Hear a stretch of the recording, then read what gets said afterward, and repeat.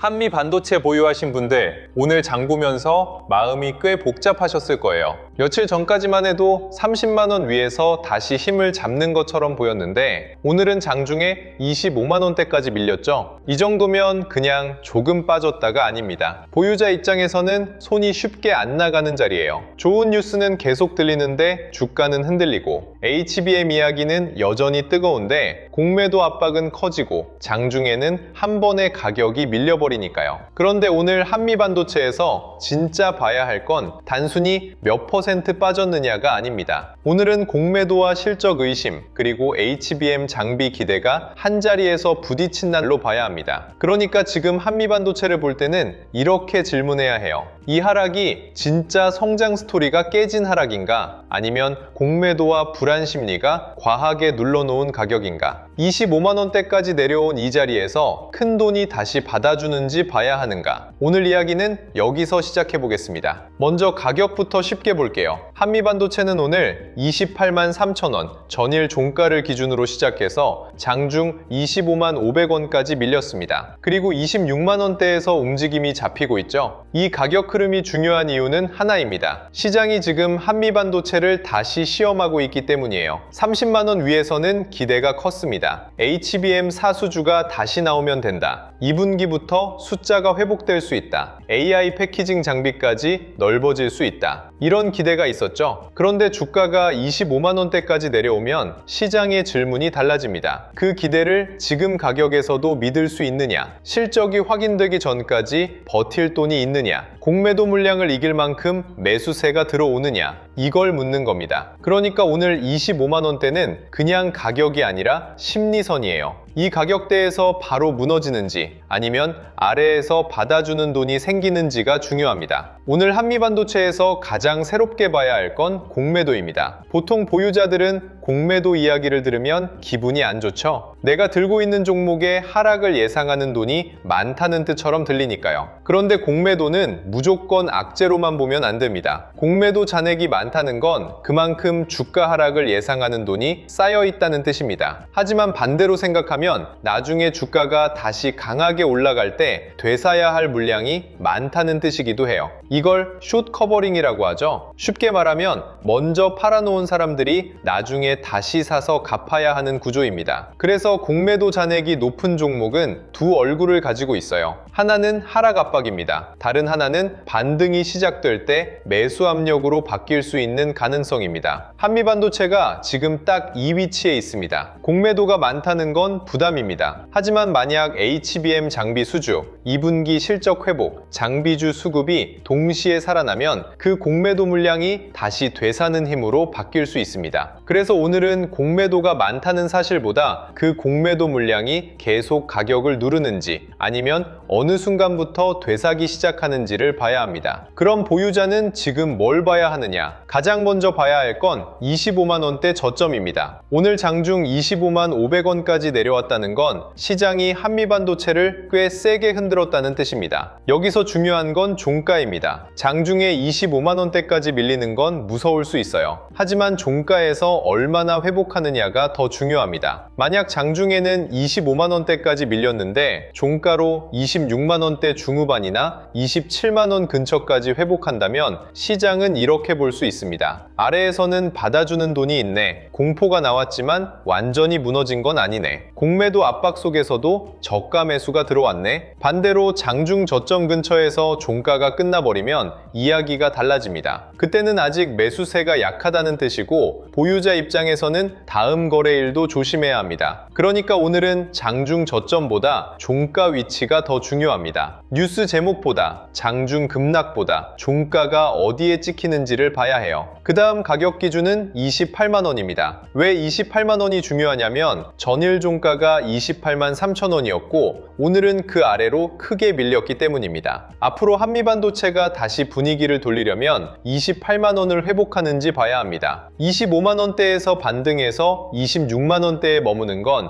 일단 급한 불을 끄는 흐름입니다. 하지만 28만 원을 다시 회복해야 시장은 하락을 어느 정도 되돌렸다고 보기 시작합니다. 그리고 30만 원 위로 다시 올라가야 진짜 분위기가 바뀝니다. 그래서 지금 대응 기준은 이렇게 보면 됩니다. 25만 원대는 공포가 나온 자리, 26만 원대는 버티는지 보는 자리, 28만 원은 회복 여부를 보는 자리, 30만 원은 시장이 다시 기대를 인정하는 자리, 이렇게 나눠서 봐야 합니다. 보유자는 이 네 구간을 섞어서 보면 안 돼요. 25만 원대에서 공포를 느끼고 30만 원 이야기를 바로 하면 대응이 꼬입니다. 지금은 단계별로 봐야 합니다. 오늘의 하락을 보면서 한미 반도체 끝난 거 아니냐는 생각이 드는 분들도 있을 겁니다. 그런데 여기서 너무 빨리 결론 내리면 안 됩니다. 한미 반도체가 흔들리는 이유는 분명합니다. 1분기 실적이 약했고 시장은 아직 2분기 숫자를 확인하지 못했습니다. HBM사 기대는 살아있지만 기대가 매출과 이익으로 찍히기 전까지는 의심이 계속 나올 수밖에 없어요. 여기에 공매도까지 쌓여 있으면 주가가 밀릴 때 더 세게 밀리는 것처럼 보일 수 있습니다. 그런데 이걸 성장 스토리 훼손으로 볼지 실적 확인 전 불안으로 볼지는 아직 구분해야 합니다. 진짜 훼손은 이런 겁니다. 고객사 수주가 꺾이고 장비 경쟁력이 약해지고 HBM 투자 흐름이 식고 실적 회복 경로가 사라지는 경우죠. 그런데 지금은 아직 그 결론까지 가기에는 이릅니다. 오히려 시장은 2분기 이후 TC 본더 수주와 HBM 장비 매출 반영을 계속 보고 있습니다. 그래서 지금 한미 반도체는 끝났다가 아니라 숫자로 증명해야 하는 구간이라고 보는 게 더 맞습니다. 오늘 같은 날 신규로 들어가고 싶은 분들도 있을 거예요. 주가가 많이 빠지면 싸 보입니다. 특히 30만 원 위에서 보던 종목이 25만 원대까지 내려오면 이 정도면 기회 아닌가 라는 생각이 들 수 있죠. 그런데 여기서 바로 들어가는 건 조심해야 합니다. 좋은 종목과 좋은 자리는 다릅니다. 오늘처럼 공매도 압박이 크고 장중 변동성이 커진 날에는 한 번에 크게 들어가면 대응이 어려워질 수 있어요. 신규 접근은 이렇게 나눠서 보는 게 좋습니다. 첫 번째, 오늘 종가가 저점에서 얼마나 회복되는지 봐야 합니다. 두 번째, 다음 거래일에 26만 원대를 지키는지 봐야 합니다. 세 번째, 28만 원 회복 때 거래 대금이 붙는지 봐야 합니다. 네 번째, 외국인과 기관이 아래에서 받아주는지 봐야 합니다. 다섯 번째, 반도체 장비주 전체가 같이 살아나는지 봐야 합니다. 이 5가지 중 아무것도 확인되지 않았는데 단순히 많이 빠졌으니까 산다로 들어가면 그건 기회 매수가 아니라 감정 매수에 가까워질 수 있습니다. 보유자라면 오늘 더 중요한 건 비중입니다. 이미 들고 있는 분들은 지금 가장 위험한 게 2가지예요. 하나는 공포에 전부 던지는 겁니다. 다른 하나는 화가 나서 물타기를 크게 하는 겁니다. 둘 다 감정 대응입니다. 오늘 같은 날은 비중을 먼저 봐야 합니다. 내가 감당할 수 있는 비중인지, 이 종목이 더 흔들려도 버틸 수 있는지, 내가 한미 반도체를 산 이유가 아직 살아있는지, 그리고 그 이유가 숫자로 확인될 때까지 기다릴 수 있는지 봐야 합니다. 만약 비중이 너무 크다면 반등이 나올 때 일부 줄여서 마음을 가볍게 만드는 것도 방법입니다. 반대로 비중이 적고 중장기 관점이라면 무조건 겁먹기보다 25만 원대에서 저가 매수가 들어오는지 28만 원을 다시 회복하는지 보면서 대응할 수 있습니다. 핵심은 하나예요.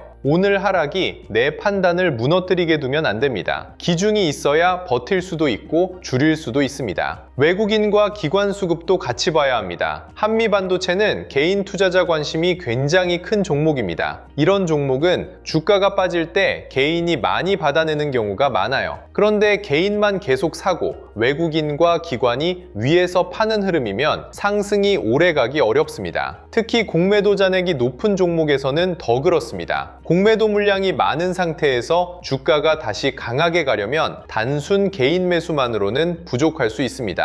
외국인이나 기관이 다시 들어와야 합니다. 그리고 중요한 건 아래에서 사는 게 아니라 위에서 사주는지입니다. 25만 원대에서 저가 매수는 들어올 수 있습니다. 그런데 28만 원, 30만 원 위에서도 계속 사주는 돈이 있어야 추세가 살아납니다. 큰 돈은 계산하고 들어옵니다. 이 가격 위에서도 먹을 구간이 남아있다고 봐야 들어오죠. 그래서 앞으로 한미반도체는 외국인과 기관이 28만 원 회복 구간에서 어떻게 움직이는지 꼭 봐야 합니다. 금리와 환율도 빼놓으면 안 됩니다. 반도체 장비주는 성장 기대를 먹고 움직이는 종목입니다. 그런데 환율이 불안하고 시장 금리가 흔들리고 미국 반도체주가 조정을 받으면 성장주에는 부담이 됩니다. 특히 한미반도체처럼 이미 기대가 많이 반영됐던 종목은 시장 전체가 흔들릴 때 더 세게 눌릴 수 있어요. 그래서 한미반도체를 볼 때는 회사 뉴스만 보면 안 됩니다. 엔비디아와 미국 반도체 지수, 원달러 환율, 외국인 코스피 선물 포지션, 한국 반도체 ETF 흐름, 그리고 장비주 전체 수급을 같이 봐야 합니다. 한미 반도체가 아무리 좋은 이슈를 가지고 있어도 시장 전체가 위험 자산을 줄이는 날에는 주가가 눌릴 수 있습니다. 반대로 시장 전체가 다시 안정되고 반도체 장비주로 돈이 돌아오면 공매도 물량이 오히려 반등의 연료가 될 수 있어요. 그래서 오늘 하락은 회사만의 문제로 보지 말고 시장 전체의 돈 흐름 속에서 봐야 합니다. 오늘 한미 반도체 대응은 이렇게 잡으면 됩니다. 보유자는 25만 원대 저점이 다시 깨지는지 먼저 보세요. 그리고 26만 원대에서 종가를 지키는지 봐야 합니다. 그 다음 28만 원을 회복하는지 봅니다. 28만 원 회복이 나오면 단기 불안은 조금 줄어들 수 있고 30만 원 위로 다시 올라가면 시장이 한미 반도체의 기대를 다시 계산하기 시작할 수 있습니다. 하지만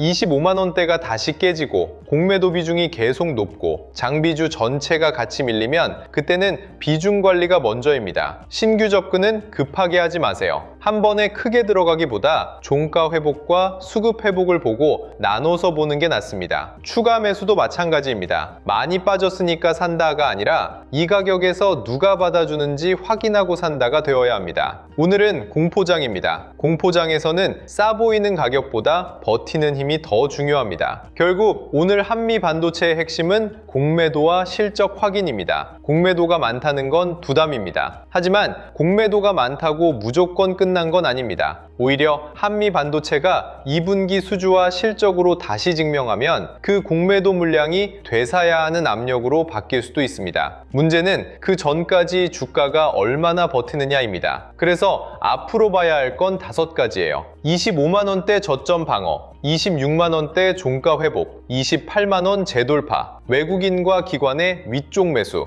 그리고 2분기 TC본더 수주와 실적 확인. 이 5가지가 이어지면 오늘 하락은 과도한 공포였다고 해석될 수 있습니다. 반대로 이 5가지가 무너지고 수주 확인도 늦어지고 공매도 압박만 계속 커지면 아직은 방어적으로 봐야 합니다. 한미반도체는 좋은 이슈가 있는 종목입니다. 하지만 좋은 이슈가 있다고 해서 모든 가격이 좋은 자리는 아닙니다. 오늘은 이 차이를 꼭 구분해야 합니다. 그리고 오늘 같은 흐름에서는 한미반도체 하나만 보고 끝내면 안 됩니다. 왜냐하면 공매도 압박이 커진 종목은 혼자 힘으로만 움직이지 않는 경우가 많거든요. 시장 전체가 다시 반도체 장비주를 봐주는지, SK하이닉스와 삼성전자가 흔들림을 멈추는지, 후공정과 패키징 쪽으로 돈이 번지는지, 전력 인프라와 데이터 센터 관련주까지 다시 살아나는지 봐야 합니다. 한미반도체가 반등해도 장비주 전체가 따라오지 않으면 힘이 약할 수 있습니다. 반대로 한미반도체가 먼저 흔들린 뒤 장비주 전체가 같이 버티고 대형주가 다시 살아나면 흐름은 달라질 수 있어요. 그래서 오늘은 한미반도체 가격만 보는 날이 아닙니다. 돈이 어디서 빠지고 어디로 다시 들어가는지 봐야 하는 날입니다. 이걸 보지 않으면 하락장에서는 계속 뉴스 제목에 흔들리게 됩니다. 그래서 오늘 준비한 자료도 이 흐름에 맞춰봐 주시면 좋습니다. 오늘처럼 한미반도체가 급하게 흔들리는 날에는 단순히 버틸까요 팔까요만 고민하면 답이 잘 안 나옵니다. 중요한 건 내 종목 하나가 아니라 돈의 이동 경로를 보는 거예요. 한미반도체의 공매도 압박이 커졌을 때 돈이 완전히 빠지는지, 아니면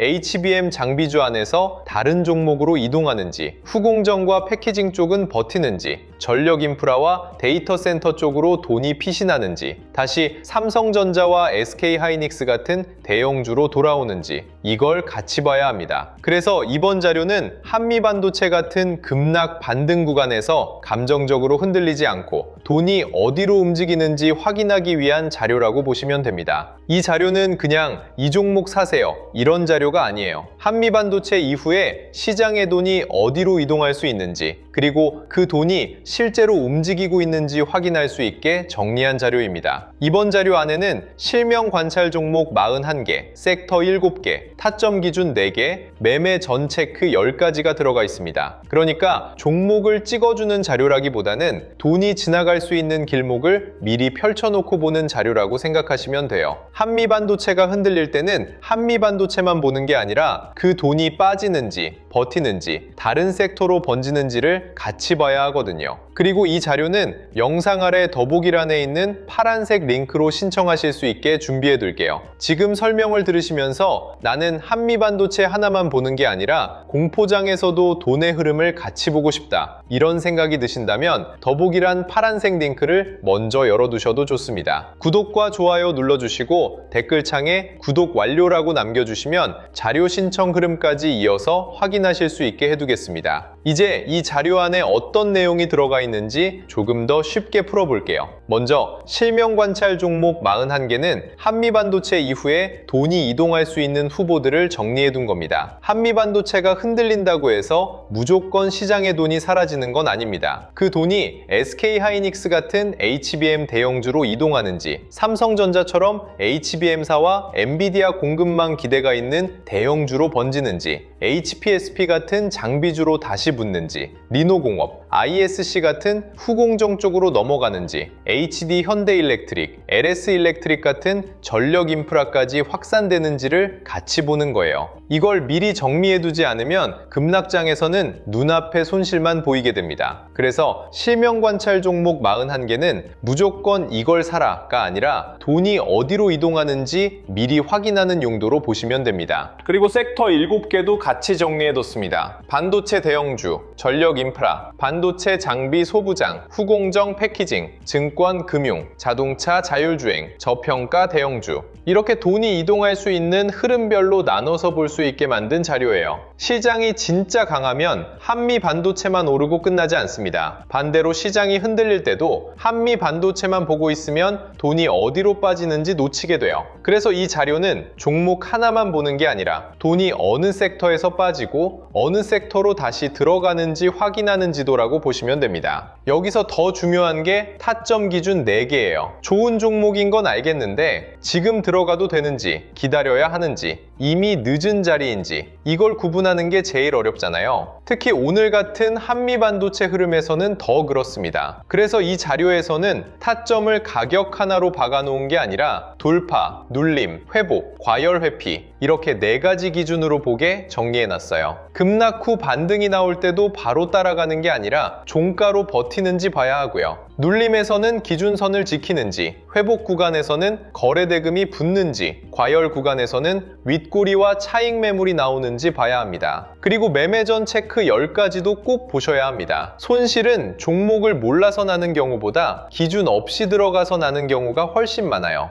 뉴스 보고 급하게 들어가고 급락했다고 무조건 물타기하고 비중을 한 번에 크게 넣고 손절 기준 없이 버티고 나중에는 내가 왜 샀는지도 기억이 안 나는 경우가 많잖아요. 그래서 이 자료에는 매매 전에 반드시 확인해야 할 체크리스트 10가지를 넣어놨습니다. 내가 뉴스에 끌려 들어가는 건 아닌지, 이미 너무 오른 자리는 아닌지, 거래량이 붙고 있는지, 외국인이나 기관 수급이 들어오는지, 섹터 전체로 돈이 번지고 있는지, 손절이나 비중 축소 기준이 있는지, 한 번에 비중을 너무 크게 넣는 건 아닌지, 분할 진입 계획이 있는지, 내 투자 기간이 단기인지 중장기인지, 나중에 복귀할 수 있는 매매인지, 이걸 매매 전에 한 번만 체크해도 감정 매매를 많이 줄일 수 있어요. 자료 받아보고 싶으신 분들은 영상 아래 더보기란에 있는 파란색 링크를 확인해 주시면 됩니다. 구독과 좋아요 눌러주시고요. 댓글창에 구독 완료라고 남겨주시면 됩니다. 그 다음 더보기란에 있는 파란색 링크로 들어가시면 자료 신청하실 수 있게 준비해 두겠습니다. 이번에 함께 정리한 자료 제목은 바로 코스피 2만의 시대, 돈의 흐름을 읽는 법입니다. 이 자료는 그냥 한 번 보고 끝나는 요약본이 아니라 한미반도체처럼 급락과 반등이 반복되는 반복되는 종목을 볼 때 시장의 돈이 어디로 움직이는지 이북 형태로 차근차근 학습할 수 있게 정리해둔 자료예요. 코스피 시대 흐름 정리 자료부터 AI 주식 보조지표 템플릿, 시장 모니터링 대시보드,